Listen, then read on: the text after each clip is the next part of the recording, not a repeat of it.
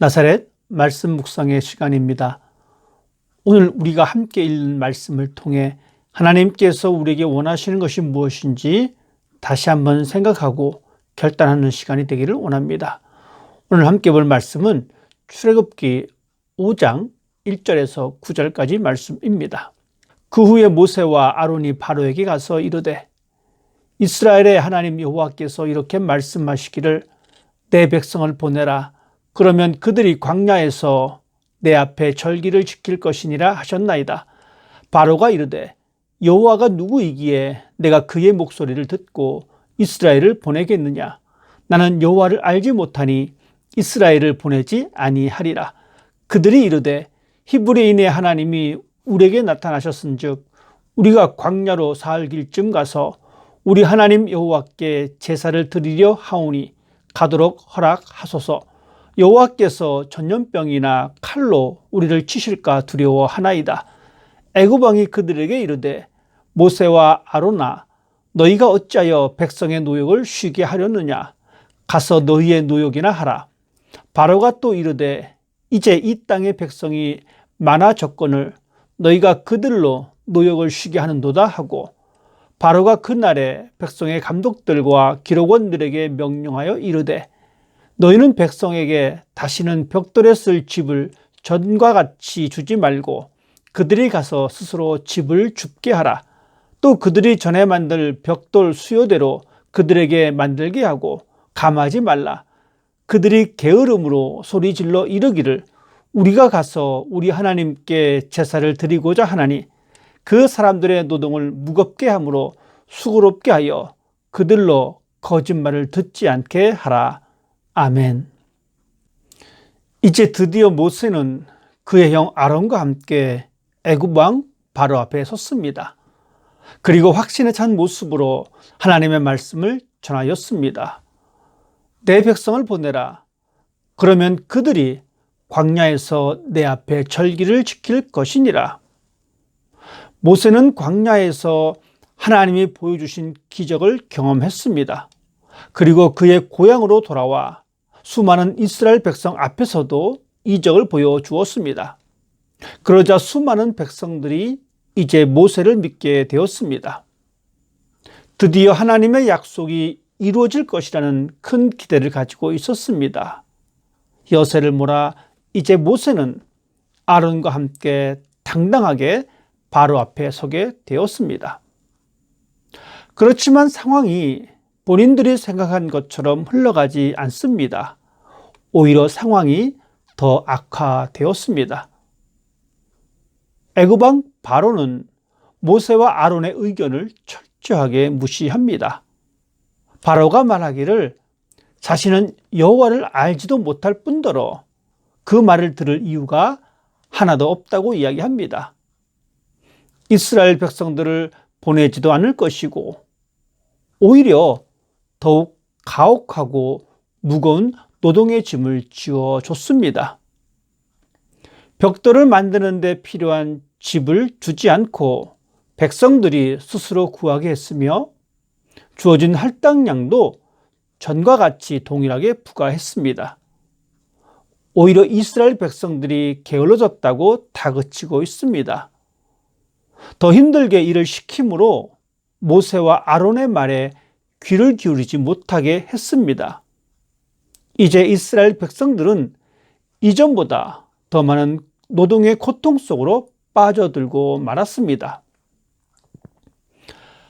만약 모세의 말을 듣지 않았다면 그냥 하던 대로 적당하게 일을 하면서 하루하루를 보낼 수 있었을 텐데 벽돌을 만들기 위해 스스로 집을 구해야 하는 수고를 하지 않아도 되는 것인데 주어진 할당량을 그나마 채울 수 있었을 텐데 오히려 채찍을 피할 수 있었을 텐데 모세와 아론의 말을 듣고 잠시나마 행복했던 그 시간들이 원망스럽게 생각하게 되었습니다. 희망은 점점 그 모습을 잃어갔으며 주어진 현실의 고통과 고난 앞에 자신들이 가졌던 해방의 꿈은 저 멀리 산 넘어 사라지는 태양과 같이 되었습니다.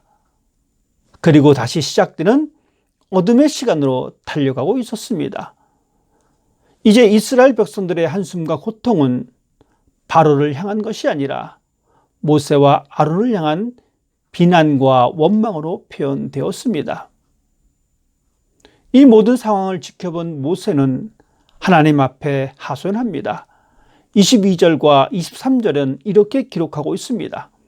주여, 어찌하여 이 백성이 학대를 당하게 하셨나이까? 어찌하여 나를 보내셨나이까? 내가 바로에게 돌아가서 주의 이름으로 말한 후로부터 그가 이 백성을 더 학대하며 주께서도 주의 백성을 구원하지 아니하시나이다. 하나님을 믿었습니다. 이제 세상에 가는 방향으로 가지 않고 하나님을 향한 발걸음을 시작했습니다. 세상이 나의 주인이 아니고 하나님이 나의 주인이라고 고백했습니다. 때로는 그 길이 좁은 길일지라도 그 길을 조금만 지나면 넓은 길이 나올 것을 기대하고 순종하며 걸었습니다. 그리고 이제 하나님께서 나의 삶에 개입하셔서 강한 손으로 건져주실 것을 기대했습니다. 알 수 없는 답답한 미래가 아주 선명하게 보이게 될 것이라고 기대했습니다. 이제는 불행 끝, 행복 시작이라고 생각했습니다. 그런데 그 기대가 점점 희미해집니다. 이제 더 이상 내가 무엇을 기대하고 있는지조차 점점 희미해져 갑니다. 이럴 거면 왜 하나님이 저희 앞에 오셨습니까? 라는 의구심마저 들기도 합니다. 그 옛날 모세가 하나님 앞에서 행했던 외침이 어느 순간 나의 외침이 되었습니다. 하나님, 왜 하나님의 백성에게 이런 어려움을 주십니까? 왜 나를 하나님의 사람으로 살게 하셔서 세상의 비방과 수금거림의 대상으로 삼으셨습니까? 이스라엘 백성을 향한 하나님의 응답은 속히 이루어지지 않았습니다. 오히려 하나님을 향한 예배의 마음을 품고 있던 그들에게는 더 큰 어려움이 기다리고 있었습니다. 사람들은 당황했으며 실망과 분노로 바뀌게 되었습니다. 왜 하나님은 강한 손으로 고통 속에 있는 사람들을 속히 구원해 주지 않으셨을까요? 하나님은 우리를 속히 구원해 주시면, 우리의 모든 문제를 즉시 해결해 주시면 더 잘 하나님을 믿을 것 같은데도 말입니다. 그러나 하나님은 우리를 정확하게 알고 계십니다. 우리의 교만한 마음과 모습을 알고 계십니다.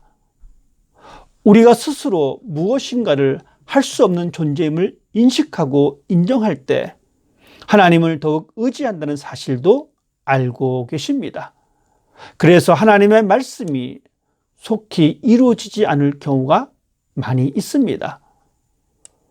우리의 기대와 다르게 하나님의 응답이 우리의 시간과 다른 것은 우리 자신의 연약함을 보게 하고 더욱 하나님을 의지하게 하는 하나님의 은혜입니다. 시편 기자의 고백처럼 하나님을 의지하는 자는 복이 있으리라.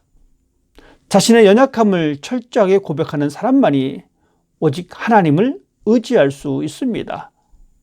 우리 스스로 아무것도 할 수 없다는 것을 깊이 인식하는 그 시간이 우리에게 필요하기 때문입니다. 자신의 연약함을 철저하게 깨닫고 하나님 앞에서 교만하지 않는 그 모습을 원하고 있습니다. 때로는 하나님께서는 우리의 상황을 더 어렵게 하시는 것은 얼만큼 겸손한 모습으로 하나님을 의지하는지 보시기 위함입니다. 마치 구약 성경에 등장하는 욥처럼 말입니다. 그래서 우리는 이 고난의 시간, 기다림의 시간 동안 우리의 믿음이 흔들리지 않도록 더욱 하나님을 바라보는 시간이 되어야 합니다. 이 귀한 믿음의 시간을 통해 더욱 그리스도의 장성한 분량까지 자라가며 하나님과 사귐의 시간으로 채워나가야 합니다. 하나님의 사람들은 하나님께 순종했음에도 내 삶에 어려운 일이 생겨난다 할지라도 끝까지 기도하며 기다리는 사람입니다. 우리의 희망이 점점 희미해지는 시간은 초조하고 불안한 시간이 아닌 우리 자신의 연약함을 고백하며 하나님을 더욱 의지하는 시간입니다. 이런 시간을 통해 하나님과 깊은 사귐의 시간이 되며 하나님과 인격적인 만남을 통해 우리가 해결할 문제보다 더 큰 복과 은혜를 경험하는 복된 삶이 되기를 소망합니다. 기도하겠습니다. 하나님의 사람으로 살아갈 때 때로는 우리의 삶에 어려운 일을 경험하기도 합니다. 오히려 사람들의 비난과 수군거림의 대상이 되기도 하고 세상에서 뒤처질 수 있다는 불안한 마음에 사로잡혀서 흔들릴 때도 많이 있습니다.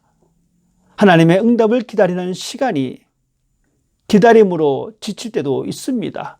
하나님, 우리의 삶이 비록 그런 상황일지라도 하나님의 사람임을 잊지 않게 하시고 이런 시간들을 통해 우리의 연약함을 다시 바라보며 믿음 가운데 하나님을 신뢰하며 하나님을 의지하는 삶이 되기를 원합니다. 기도하며 기다리는 시간을 통해 하나님과 인격적으로 교제하며 하나님의 크신 은혜를 경험하는 삶이 되도록 성령님께서 인도하여 주시옵소서. 오늘 하루의 삶을 주신 하나님께 감사드리며 우리 주님 예수님의 이름으로 기도드립니다. 아멘.